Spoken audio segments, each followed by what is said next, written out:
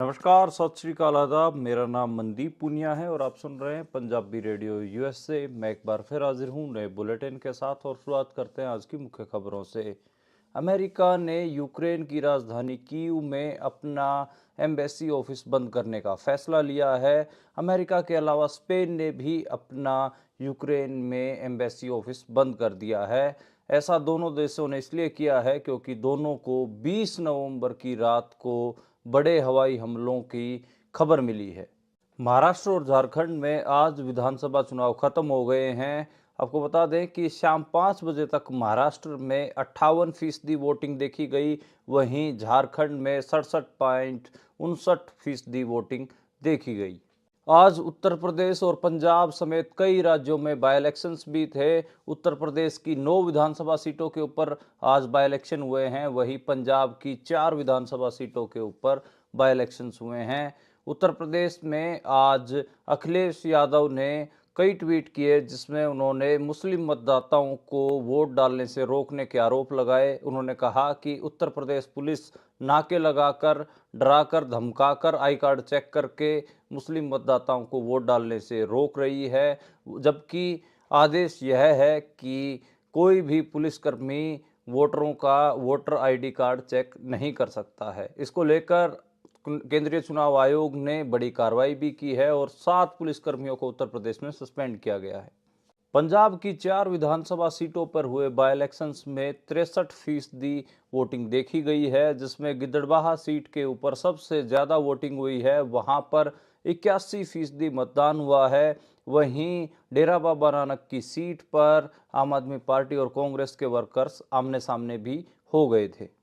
हरियाणा विधानसभा चुनाव के रिजल्ट्स के बाद लगातार कांग्रेस ईवीएम हैक होने के आरोप लगा रही है। आज हरियाणा कांग्रेस के प्रदेश अध्यक्ष उदय भान ने एक बड़ी प्रेस कॉन्फ्रेंस आयोजित करते हुए कहा है कि हरियाणा में 14 विधानसभा सीटों के ऊपर ईवीएम हैक हुई है। कांग्रेस के प्रभारी दीपक बाबरिया को इसको लेकर 8 अक्टूबर को मैसेज भी आया था। उन्होंने मैसेज भी आज मीडिया के सामने दिखाया है। ये थी आज की मुख्य खबरें। अब करते हैं इन खबरों का विश्लेषण और शुरुआत करते हैं पहली खबर से। पहली खबर हम जर्नल इंटरनेशनल खबर रखते हैं अपने बुलेटिन में और रूस यूक्रेन युद्ध की खबर है। हम लगातार अपने बुलेटिन में चाहे इजराइल गजा का संघर्ष हो या फिर बात हो रूस यूक्रेन की, हम हर खबर आपको अपडेट करते हैं। आज की जो बड़ी अपडेट आई रूस यूक्रेन के वॉर के बीच में कि यूक्रेन से कई सारी कंट्रीज ने अपने एम्बेसी ऑफिस बंद कर दिए हैं। रूस यूक्रेन की राजधानी है कीव। कीव में सबसे पहले अमेरिका ने अपने दफ्तर को बंद करने का फैसला लिया और वहां से अपने कर्मचारियों को बुला लिया। फिर स्पेन ने ऐसा किया। दोनों देशों का कहना है कि उनको पुख्ता जानकारियां मिली हैं कि रूस की तरफ से बड़े हवाई हमले यूक्रेन के ऊपर किए जा सकते हैं, इसलिए वे यूक्रेन की राजधानी कीव में अपने दफ्तर बंद कर रहे हैं। अब अमेरिका ने एक तरफ तो अपना एम्बेसी, जो दूतावास जिसको हम बोलते हैं हिंदी में, अपना दूतावास बंद कर दिया, अपनी एम्बेसी बंद कर ली है, लेकिन दूसरी तरफ यही अमेरिका लगातार यूक्रेन को युद्ध के लिए आगे बढ़ने के लिए प्रेरित कर रहा है और रूस के साथ पंगे लेने के लिए उकसा रहा है। आप सबको पता है कि पहले लंबी दूरी की मार करने वाली मिसाइलें चलाने की परमिशन अमेरिका ने दी और आज एक खुफिया विभाग से एक रिपोर्ट और लीक हुई है। वो रिपोर्ट है कि अमेरिका के राष्ट्रपति जो बाइडेन ने यूक्रेन को एंटी पर्सनल लैंड माइन्स देने पर सहमति जता दी है। यानी कि जो लैंड माइन्स होती हैं वो अब अमेरिका यूक्रेन को देने वाला है। और इसका जो रूस का जो अमेरिका का रक्षा विभाग है उसके एक अधिकारी ने बीबीसी को इसकी पुष्टि की है। वहीं जो रूस का जो खुफिया विभाग है उसको भी यह बात पता चली है, उसने भी आज पूरे इंटरनेशनल मीडिया में इस खबर को लीक किया। तो एक हिसाब से एक अमेरिका एक तरफ तो यूक्रेन को उकसा रहा है, दूसरा जब उसको डर लग रहा है कि उसके जो एम्बेसी है यूक्रेन की राजधानी कीव में उसमें कुछ गड़बड़ हो सकती है, वहाँ पर कोई हवाई हमले रूस की तरफ से हो सकते हैं, तो वो अपने कर्मचारियों को वापस बुला रहा है। तो ये एक चीज़ है और जो कि इंटरनेशनल खबर मुझे लगा कि आप तक पहुँचानी ज़रूरी है। एक इंटरनेशनल खबर साउथ एशिया से भी है। साउथ एशिया का एक देश है पाकिस्तान, और पाकिस्तान में इस्लामाबाद हाई कोर्ट ने तोशाखाने मामले में पाकिस्तान के पूर्व प्रधानमंत्री इमरान खान को जमानत दे दी है। इमरान खान आप सबको पता है कि जेल में बंद हैं, पाकिस्तान के पूर्व प्रधानमंत्री हैं वो, और लगभग उनको 12 मामलों के अंदर जमानतें हो चुकी हैं, लेकिन अभी भी वो जेल में रहेंगे। उनका जो अहम केस है उसकी सुनवाई 30 नवंबर को लाहौर के हाई कोर्ट में होगी।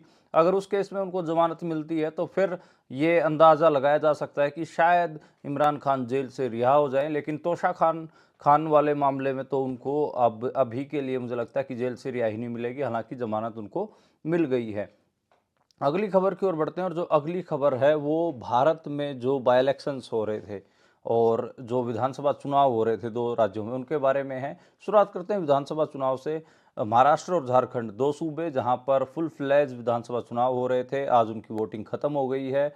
झारखंड में पहला फेज 13 नवंबर को हुआ और जिसमें 43 सीटें थी, और अब जो दूसरा फेज है अब 20 नवंबर को हुआ है। महाराष्ट्र में एक ही फेज में सारी वोटिंग हुई है और आज 20 नवंबर को ही हुई है। जो रिजल्ट है वो 23 नवंबर को आएगा। पहले हम ये देख लेते हैं कि कितना मतदान टोटल दोनों राज्यों में हुआ है। महाराष्ट्र में कम हुआ है, महाराष्ट्र में 58% हुआ है जो वोटिंग। शाम 5 बजे तक का मैं आंकड़ा बता रहा हूँ, जो फाइनल डेटा है वो कल सुबह तक पता चल पाएगा, तो कल के बुलेटिन में जो फाइनल डेटा भी मैं आपको बता दूंगा। और जो झारखंड में 67.59 जो परसेंट वोटिंग है शाम 5 बजे तक हुई, तो ये मोटा मोटा आंकड़ा है। और देखिए तो आप 10% वोटिंग का अंतर है महाराष्ट्र और झारखंड में। अब आपको पता है कि ट्रेडिशनल जो इंडियन मीडिया है वो जैसे ही मतदान खत्म होता है, जैसे ही वोटिंग खत्म होती है, वो एग्जिट पोल्स भी दिखाना शुरू कर देता है। ऐसे ही दोनों सूबों के एग्जिट पोल्स भी आ गए हैं। मैं जो एग्जिट पोल्स के आंकड़े हैं वो भी आपको बता देता हूँ। महाराष्ट्र से जो एग्जिट पोल्स के आंकड़े आ रहे हैं उसमें आपको पहले तो ये बता देता हूँ कि महाराष्ट्र में टोटल 288 विधानसभा सीटें हैं, तो एक हिसाब से 150 के आसपास सीटें चाहिए होती है, 145 प्लस सीटें चाहिए होती सरकार बनाने के लिए। और उसमें जो अलग अलग सर्वे कंपनियां हैं, सबसे पहले तो हम मेट्राइज सर्वे की बात करें तो वो 150 से 170 तक सीटें बीजेपी एनडीए अलायंस को दे रही हैं, जिसको वहां पर महायुक्ति अलायंस कहा जा रहा है। वही कांग्रेस के जो उद्धव ठाकरे के और शरद पवार वाली एनसीपी का जो अलायंस है, जिसको वहां पर महाविकास अघाड़ी कहा जा रहा है, या फिर आप इंडिया अलायंस कह सकते हो मोटा मोटी, उनको वो 110 से 130 सीटें दे रहे हैं। ऐसे ही चाणक्य स्ट्रेटेजी वाले 150 से 160 तक सीटें महायुक्ति यानी कि एनडीए अलायंस को, और इंडिया अलायंस यानी कि कांग्रेस का जो अलायंस है उसको 130 से 140 सीटें दिखा रहे हैं। ऐसे ही अगर मैं मतलब वहाँ की जो मराठी मीडिया उसकी बात करूँ तो लोकशाही जो मराठी है उसका सर्वे कह रहा है कि एनडीए को 128 से 142 सीटें आएंगी, यानी कि वो एनडीए को क्लियर मेजोरिटी नहीं दे रहे हैं। वहीं वो महाविकास अघाड़ी को भी 125 से 140 सीटें दे रहे हैं, यानी कि दोनों को बराबरी पे ही रख रहे हैं।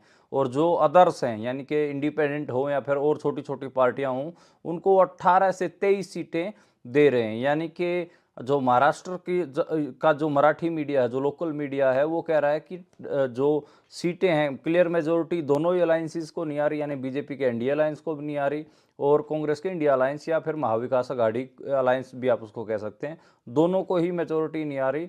और कम से कम 18 से 25 सीटें अदर्स यानी कि इंडिपेंडेंट और छोटी छोटी पार्टियां ये जीत के आएंगी, यानी कि महाराष्ट्र की सत्ता अब की बार दिलचस्प होने वाली है। मैं अगर यकीन करूं तो मैं तो जो मराठी का लोकल मीडिया है महाराष्ट्र का, जो लोकशाही मराठी रुद्र सर्वे है, इसके ऊपर मैं ज़्यादा यकीन करना चाहूँगा। मेरा अपना भी मानना यही है कि महाराष्ट्र में क्लियर मेजोरिटी किसी की भी नहीं आ रही है, और दिलचस्प होगा कि वहाँ पर एनडीए बीजेपी सरकार बनाएगी या फिर इंडिया अलायंस या फिर महाविकास अघाड़ी सरकार बनाएगा। और अगले सूबे की हम बात करें तो अगला सूबा झारखंड। झारखंड की 81 विधानसभा सीटों के ऊपर दो फेज में वोटिंग हुई है। 13 नवंबर को पहले फेज की, 20 नवंबर को आज हुई है। इसमें जो मेट्राइज एग्जिट पोल्स हैं वो 42 से 47 सीटें दे रहे हैं एनडीए को, और इंडिया अलायंस को वो 25 से 30 सीटें दे रहे हैं। जो एक्सिस माई इंडिया है वो बिल्कुल सभी एग्जिट पोल्स के उलट बात कह रहा है। वो कह रहा है कि इंडिया अलायंस को 53 सीटें आएंगी और एनडीए अलायंस को 25 सीटें आएंगी।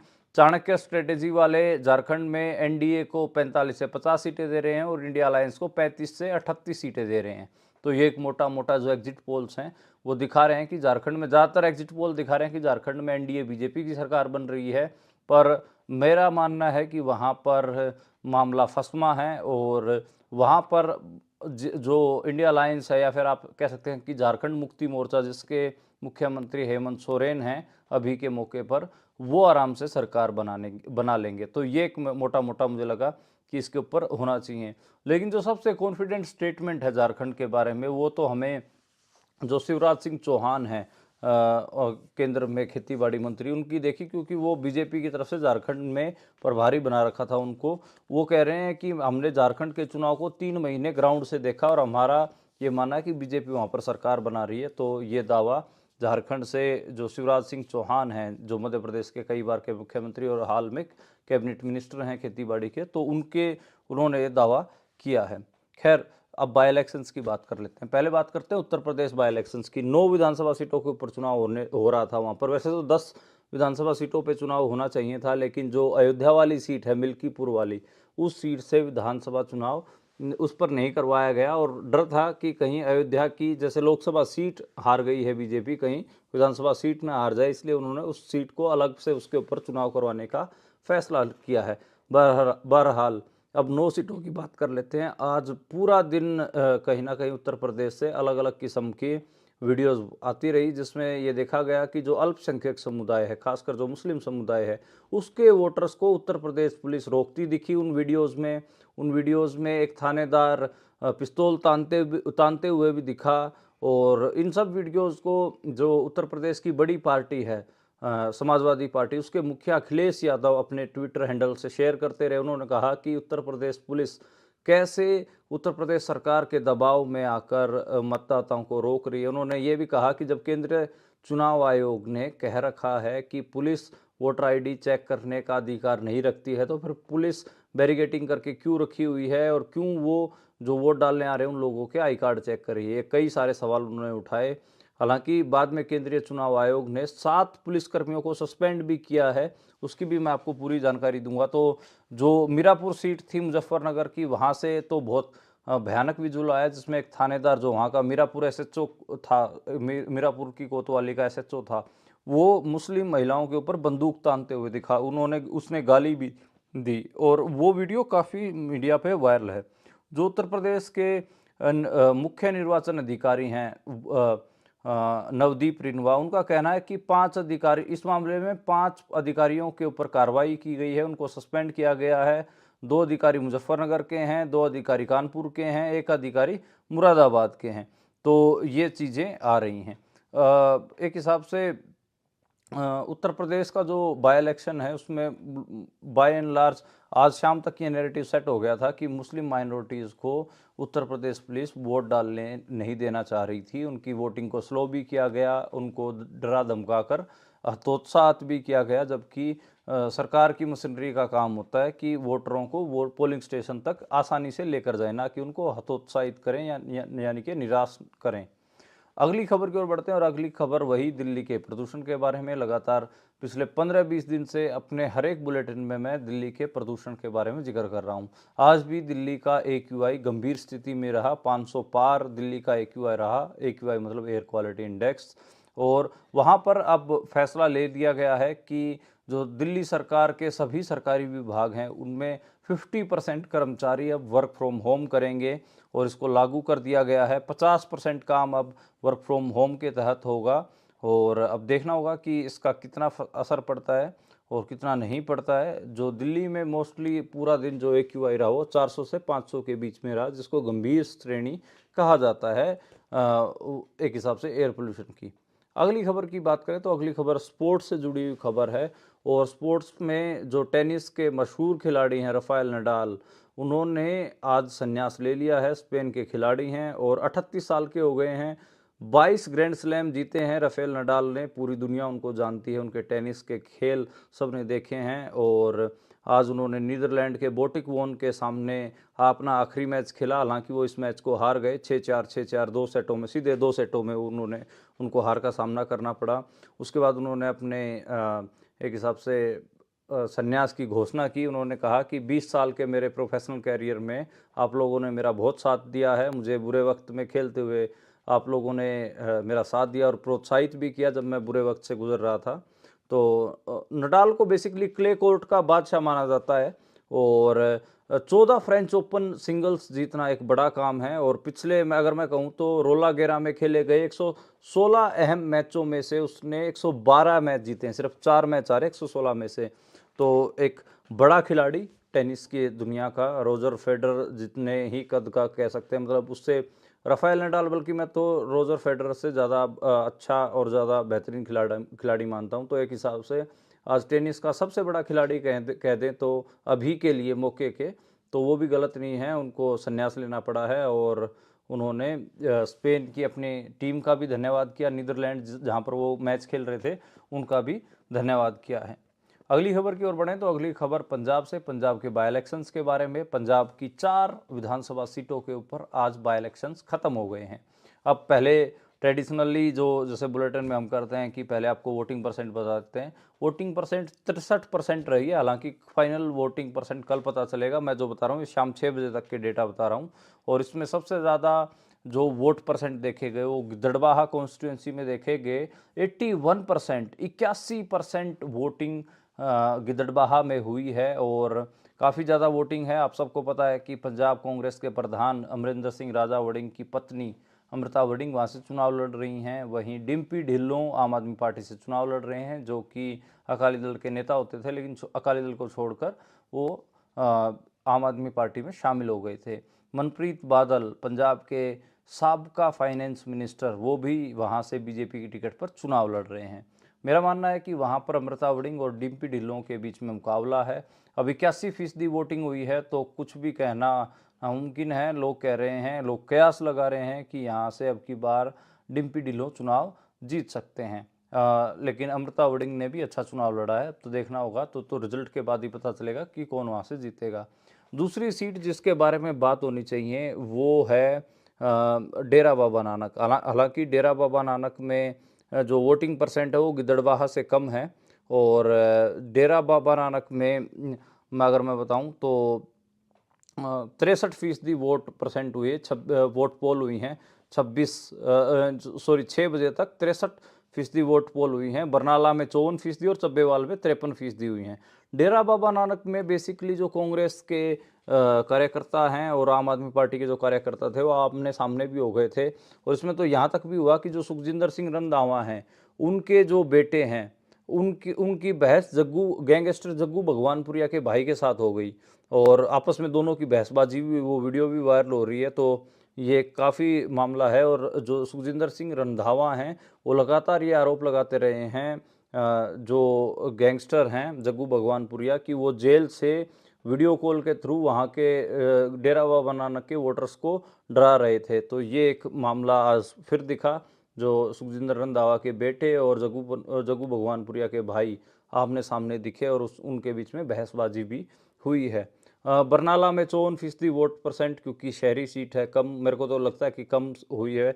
चब्बेवाल में भी उतनी ज़्यादा वोटिंग नहीं हुई है, सिर्फ 53%, सबसे कम चब्बेवाल में हुई 53% वोट परसेंट हुई है। लोगों का मानना है कि 4 में से 2 या 3 सीटें जो है आम आदमी पार्टी जीत सकती है और एक सीट के ऊपर कांग्रेस, 1 या 2 सीटें कांग्रेस जीत सकती है। लोगों का ऐसा इसलिए मानना है क्योंकि उनको एक तो अकाली दल चुनाव नहीं लड़ रही है और दूसरा बीजेपी इतने स्ट्रॉन्ग कंटेंडर बन के नहीं उभरी है और बीजेपी के जो कैंडिडेट्स हैं वो भी इतने मतलब उतनी हवा नहीं बना पाए जितने की उनसे उम्मीद थी। तो लोगों का मानना है कि आम आदमी पार्टी और कांग्रेस के बीच में ही मुख्य मुकाबला है।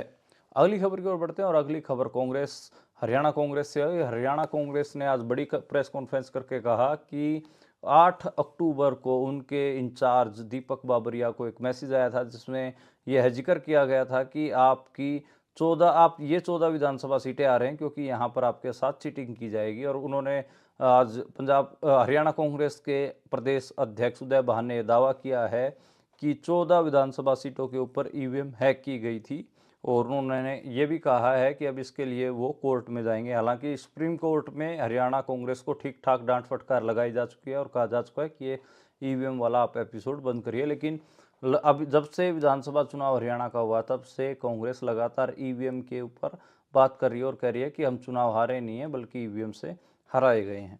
तो आज के लिए इतना ही, और कल दोबारा मुलाकात होगी नई खबरों के साथ, नए बुलेटिन के साथ। आप देखते और सुनते रहिए पंजाबी रेडियो।